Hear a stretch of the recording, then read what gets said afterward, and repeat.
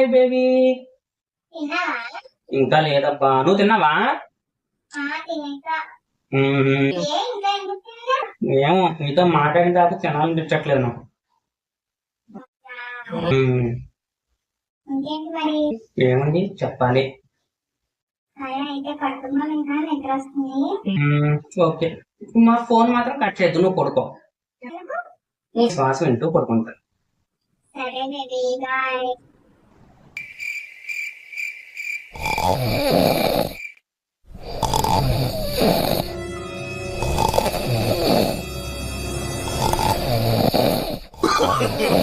no, no, no, no.